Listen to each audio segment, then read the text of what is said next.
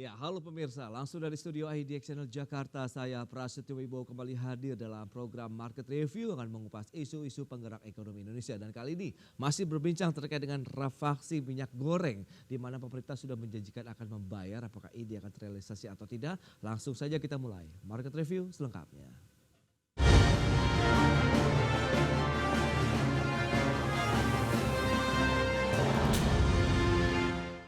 Ya pemirsa, Menteri Koordinator Bidang Kemaritiman dan Investasi Luhut Binsar Panjaitan memastikan bahwa pemerintah akan membayar utang dana talangan atau rafaksi minyak goreng kepada peritel senilai 474,8 miliar rupiah. Ya, utang rafaksi minyak goreng ini tidak lepas dari kelangkaan komoditas tersebut pada 2 tahun lalu. Luhut mengatakan pemerintah sepakat membayar utang tersebut setelah melakukan rapat bersama instansi terkait. Luhut pun menekankan kepada para pejabat lain agar hal serupa tidak terjadi lagi di kemudian hari. Terlebih tunggakan utang kepada peritel tersebut sudah terjadi selama 2 tahun. Ya, di sisi lain tunggakan utang itu pun membuat pemerintah malu. Luhut menegaskan utang rafaksi kepada peritel harus dibayar karena itu adalah kewajiban. Sementara dari sisi peritel mereka juga berhak mendapatkan haknya karena modal pun terbatas. Dulu ada outstanding pemerintah sebesar 475 miliar waktu kelangkaan minyak goreng dulu. Kita tidak mencari yang salah siapa, tapi tadi saya pimpin rapat instansi terkait untuk memutuskan ini supaya dibayarkan. Dan hari ini sudah diputuskan, mereka bisa segera menerima hak mereka. Dan saya tadi pesan kepada pejabat-pejabat lain, tidak boleh hal semacam ini terjadi ke depan ini. Jadi BPD PKS akan segera membayarkan sejumlah 475 miliar rupiah kepada pedagang-pedagang yang dulu membantu masalah kelangkaan minyak goreng. Saya kira itu. Ya pemirsa, untuk membahas tema menarik kita hari ini, menanti janji pembayaran rafaksi minyak goreng, kita sudah tersambung melalui Zoom bersama dengan Bapak Roy Nicholas Mande, Ketua Umum Asosiasi Pengusaha Retail Indonesia Aprindo. Selamat pagi Pak Roy. Selamat pagi Mas Pras, semangat pagi. Semangat pagi Pak, apakah tadi akhirnya juga menjadi angin segar begitu pernyataan dari Pak Luhut ya terkait dengan janji pembayaran rafaksi minyak goreng ini. Bagaimana tanggapan Pak Roy? Ya Mas David, terima kasih Pak Mas Prasetyo ya. Terima kasih buat informasi yang kami akan berikan kesempatan pada pagi hari ini.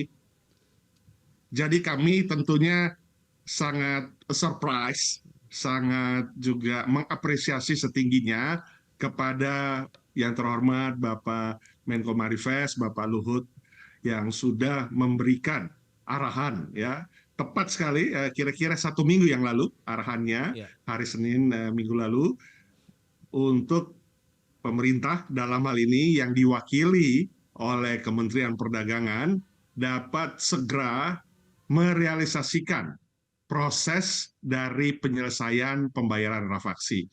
Bahkan kami mengapresiasi bahwa pernyataan Bapak Luhut yang mengatakan bahwa sebenarnya pemerintah harus malu. Nah inilah budaya malu ini yang seringkali perlu untuk terus dilestarikan, terus juga diingat ya bahwa para pemimpin pemerintahan yang ada itu adalah wakil rakyat ya yang dipilih oleh rakyat juga ya. Kita tahu ada mekanisme pilpres, ada mekanisme pileg, ada mekanisme pilkada. Jadi yang duduk di pemerintahan itu adalah juga sebenarnya wakil-wakil kita. Jadi budaya malu ini harus dijaga sebenarnya. Nah, ketika pemerintah sudah 2 tahun lebih 3 bulan, ya persis kita sudah di bulan April, berarti hitungan waktu kita sudah 2 tahun 3 bulan, kita belum menerima penyelesaian rafaksi minyak goreng. Dan tentunya kita ketahui tidak hanya pernyataan dari Bapak Menko Marifest yang mengatakan bahwa ini sebenarnya sudah lama dan ini sebenarnya sudah harus diselesaikan, tetapi dari berbagai kementerian dan instansi. Nah ini contohnya misalnya dari BPD PKS karena mereka sudah siap saja membayar karena sesuai dengan Permendak 1 dan 3 tahun 2022 mereka yang diberi tugas untuk membayar alokasi daripada subsidi rafaksi minyak goreng ini karena itu memang bukan uang dari APBN Mas Pras ya, bukan uang dari Kementerian Perdagangan, tapi uang dari BPD PKS. Jadi mereka siap. KPPU juga sudah menyatakan pemerintah harus bayar. Namanya kewajiban, nggak ada kewajiban yang nggak harus dibayar. Ya, ketika kita juga sudah melakukan kewajiban, maka kewajiban pemerintah harus equal dengan pelaku usaha. Kemudian Ombudsman juga begitu, ya, sudah menyatakan bahwa hutang harus dibayar. Berbagai instansi, kalau saya sebutkan panjang sekali tentunya ya, termasuk sampai ke Komisi 6 DPR, kami sudah RDPU, bahwa memang harus dibayar ya wakil-wakil kami yang ada di legislatif. Nah, jadi kembali kepada pokok permasalahan, yang kami sayangkan juga, ini sudah lebih 1 minggu, 1 hari. Sampai hari ini belum ada pernyataan atau lisan saja mungkin cukup, apalagi kalau bisa tulisan, dari kementerian terkait, Kementerian Perdagangan.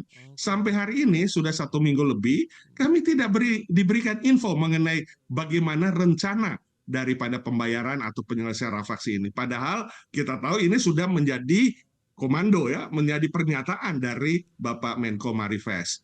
Ada 2 hal yang memang kita catatkan yang kita minta untuk segera diinformasikan ya, karena kami tentu berterima kasih kepada teman-teman media. Kami tahu informasi ini dari media bahwa memang Pak Menko Marifest sudah menyatakan untuk supaya dibayar. Tapi dari Kemendak belum kita terima, bahkan kita mengajukan 2 catatan sebenarnya dalam berbagai kesempatan, kapan itu direalisasikan ya. Kemudian yang kedua, bagaimana perhitungannya? Bagaimana metode perhitungannya? Karena sampai hari ini kami tidak ditransparansikan. Sudah dari Oktober tahun 2022, hasil daripada verifikasi oleh Sukovindo sudah selesai dan sudah ada di Kementerian Perdagangan, khususnya di tangan Menteri Perdagangan. Tetapi ya kembali lagi, ya, dengan segala perjalanan waktu, alasan, ya kemudian juga ya kami sebut alasan karena memang belum berujung nih ya sampai hari ini. Itu Ya, sampai hari ini bisa kita belum begitu mendapat penantian masih kepastian. akan terus berjalan begitu Pak dari teman-teman peritel terkait dengan pembayaran rafaksi minyak goreng sendiri sejauh ini, meskipun tadi sudah ada statement dari Pak Luhut. Ya, justru itu. Jadi ini kami juga di dalam Aprindo yang terdiri dari hampir 50.000 toko seluruh Indonesia, kemudian ada 13 peritel yang mengikuti dan mendukung program yang diminta oleh pemerintah ya. Kami dibujuk dan diminta pada saat itu, diharapkan saat itu untuk menurunkan harga, ya, menyelamatkan semangat pemerintah untuk hadir di rakyat tentunya. Kami sudah lakukan. Nah, ini yang pertanyaan kami ini adalah karena kami juga tentunya diingatkan terus-menerus oleh anggota karena saat ini ya tentunya sudah, kalau kita bicara kerugian, bunganya saja sudah lebih dari 2 tahun kita hilang kalau kita pakai uang modal. Kemudian juga kita bicara NPV, net present value, nilai tersebut sebenarnya sudah turun.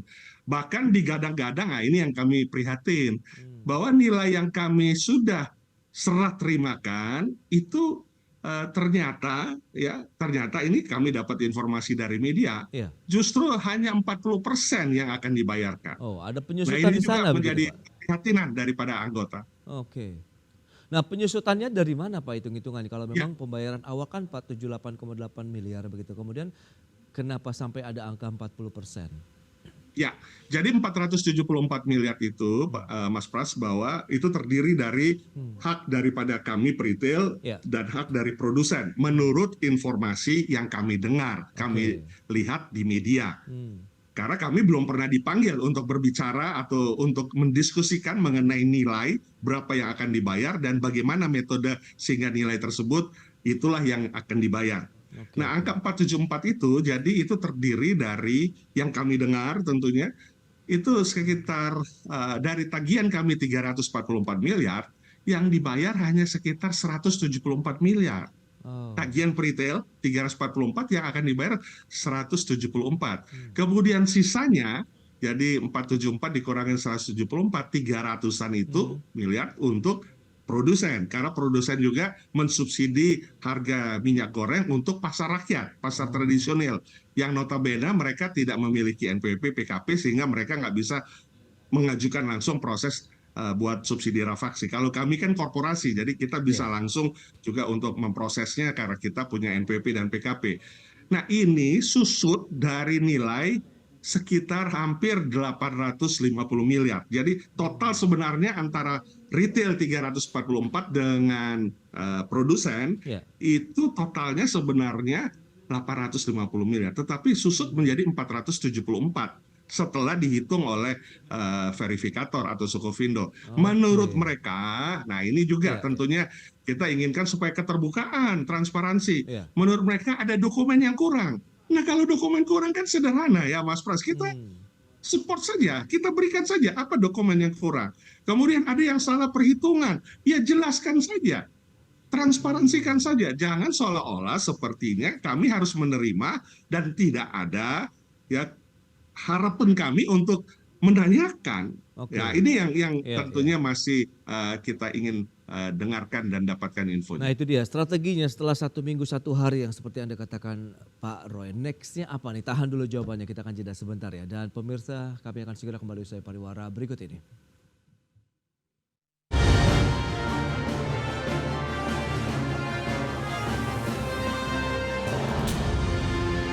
Ya, terima kasih Anda masih bergabung bersama kami dalam Market Review. Pemirsa, berikut ini kami sampaikan data terkait dengan provinsi dengan rata-rata harga minyak goreng curah termahal. Ini data per 31 Maret 2024, bisa Anda saksikan di layar televisi Anda. Ini ada beberapa provinsi. Papua Barat ini mencatatkan Rp19.440 per liternya. Kemudian menyusul ada Papua, kemudian Maluku, Nusa Tenggara Barat, Papua Barat Daya, Sulawesi Utara, Papua Selatan, Nusa Tenggara Timur, kemudian Gorontalo dan juga Kalimantan Barat. Ini rata-rata harga minyak goreng curah termahal begitu ya. Rentangnya di Rp16.810 sampai dengan Rp19.440 per liternya. Berikutnya, 10 provinsi dengan rata-rata harga minyak goreng curah termurah. Nah ini kita lihat ada Kepulauan Bangka Belitung, sekitar Rp14.360 per liter. Kemudian ada Kepulauan Riau, Sulawesi Barat, Kalimantan Selatan, kemudian Kalimantan Tengah, Jambi, Lampung, kemudian ada Sulawesi Selatan, Sulawesi Barat dan juga Banten. Rentangnya di Rp14.360 sampai dengan Rp15.280 per liternya. Ya, kita lanjutkan kembali perbincangan bersama dengan Bapak Roy Mainde, Ketua Umum Aprindo. Ya Pak Roy, tadi sudah disampaikan kalau dari pergerakan harga minyak goreng ini menurut kacamata Pak Roy sendiri bagaimana sih pasca pandemi kemudian peristiwa rafaksi sendiri begitu yang dialami teman-teman retail. Silakan Pak. Ya, terima kasih. Jadi memang mengenai harga minyak goreng ini tentunya pemerintah harus sanggup dan bisa mengendalikan karena minyak goreng adalah urutan kedua setelah beras. Ya. Kalau dalam kebutuhan pokok yang paling utama adalah beras, yang kedua minyak goreng, baru yang lain berikutnya gula, kemudian cabai, bawang putih dan seterusnya. Jadi nggak ada jalan lain, harus dikendalikan. Nah harus dikendalikan ini ya kita lihat saja tadi sudah disaringkan. Bahwa memang harga itu fluktuasi ya, pada kenyataannya seperti itu ya, padahal HET kita tahu 14.000 ya, dan itu memang berusahalah pemerintah untuk mendukung lewat yang program minyak kita, tapi pada kenyataannya juga minyak kita itu tidak semaksimal atau seoptimal seperti yang diharapkan karena minyak kita itu relevansinya dengan ekspor, dengan CPO, CPO yang diekspor oleh para produsen, distributor minyak goreng, sehingga ketika ekspor turun, ya karena memang kebutuhan, ini bicara mengenai supply demand, demandnya turun, supply-nya juga otomatis turun untuk ekspor CPO, sehingga supply minyak kita yang relevansi dengan ekspor itu juga turun, dan itu pasti tidak akan mencukupi untuk kebutuhan nasional untuk minyak goreng, sehingga kita tahu hukum ekonomi juga ketika satu produk sudah mulai turun, sudah mulai rendah produksinya atau supply-nya, ya minyak kita tadi, maka minyak-minyak yang lain berada di atas angin ya. Minyak kita itu berada di atas angin sehingga ya produsennya atau distributornya melihat situasi ini nggak jauh dari beras lah. Akhirnya menaikkan harga perolehan di atas HET. Nah, itulah yang menjadi penyebab daripada harga-harga yang berfluktuasi. Nah, kami retail sama sekali tidak ada kompetensi untuk memainkan harga karena kami perhitungannya sederhana saja, berapa yang kita dapat, Ya, ya harga perolehan kita tambah PPN ya 11% apa pajak ya. oke. Kemudian juga kondisinya ya kita jual. Jadi ini sebenarnya ada dua jalan. Satu adalah merelaksasi atau mengkoreksi harga eceran tertinggi, Oke. dan yang kedua tentu fungsi monitoring pengawasan. Itu dia langkah yang mungkin memang menjadi domainnya pemerintah untuk menjaga pasokan, HET bisa terkendali di 14 ribuan meskipun ini kenyataannya tadi sudah disampaikan rata-rata sudah di atas 14 ribu rupiah per liternya begitu Pak Roy. Nah bicara mengenai rafaksinya sendiri begitu, lantas strategi apa nih setelah 1 minggu ada statement dari Pak Luhut, kemudian ini kan akhirnya menjadi angin segar tentunya bagi pelaku usaha retail sendiri. Lantas apakah masih dalam posisi wait and see saja kah atau ada action lain ini Pak Roy? Ya, yang pertama adalah kami tidak tinggal diam. Oke. Ya, karena memang sudah hampir 1 minggu lebih kami tidak ada tanda-tanda untuk kami diinformasikan, ya bahkan juga tidak perlu mungkin tulisan, cukup komunikasi saja. Iya. Tapi sampai hari ini kita belum dapatkan. Jadi kami nggak tinggal diam. Yang pertama kita akan lakukan adalah terus meneruskan perjuangan rafaksi ini, ya kepada tentunya kita laporkan kepada Kemenkomarifes. Kemudian juga kita terus berkomunikasi intens dengan berbagai institusi yang juga sudah jelas mendorong untuk pemerintah khususnya Kementerian Perdagangan menyerahkan data perhitungannya itu kepada BPDPKS untuk dibayar, dan juga tentunya berharap kita bisa dipanggil untuk mengklarifikasi data dulu sebelum diserahkan kepada BPDPKS. Kemudian yang kedua, paralel juga kami selain akan melaporkan kepada Kemenkomarifes, kita kedua juga tetap mempersiapkan jalur hukum. Oke. Ya, karena kita ketahui bahwa masa daripada pemerintahan yang saat ini sedang berjalan itu tidak panjang lagi. Sudah kita tahu tanggal 20 Oktober harus sudah 2024 menyerahkan menyelesaikan pemerintah yang berjalan, dan 21 Oktober pelantikan untuk pemerintahan yang baru. Nah, ini tentunya mekanisme ini waktu yang sangat singkat sehingga kita tetap memiliki langkah untuk melakukan bagian proses daripada hukum, karena hukum adalah panglimanya, ya setiap warga negara siapapun jabatan apapun sama di mata hukum. Baik, sejauh mana persiapannya? Mengingat langkah hukum ini kan berarti harus melibatkan banyak pihak, kemudian pengumpulan bukti-bukti dan lain-lain begitu. Nanti kita bahas di segmen berikutnya Pak Roy. Kita akan jeda dulu sebentar dan pemirsa tetaplah bersama kami. Baik, kita akan lanjutkan kembali perbincangan menarik ini bersama dengan Bapak Roy Nicholas Mandi, Ketua Umum Aprindo. Setelah 2 tahun berjuang untuk bisa mendapatkan haknya rafaksi minyak goreng, dan tadi sudah disebutkan bahwa akan mencoba masuk ke dalam ranah hukum. Nah, ini persiapan apa? Sejauh mana konsekuensi yang harus ditanggung oleh pelaku usaha retail maupun pemerintah sendiri apabila memang permasalahan utang rafaksi minyak goreng ini masuk ke dalam ranah hukum ini, Pak Roy? Ya, sebenarnya kami minggu lalu mendapatkan berita ini satu angin segar sekali ya, bahwa memang apa yang kita sudah persiapkan sebelumnya adalah pemberkasan untuk kita masuk ke ranah hukum lewat jalur petun.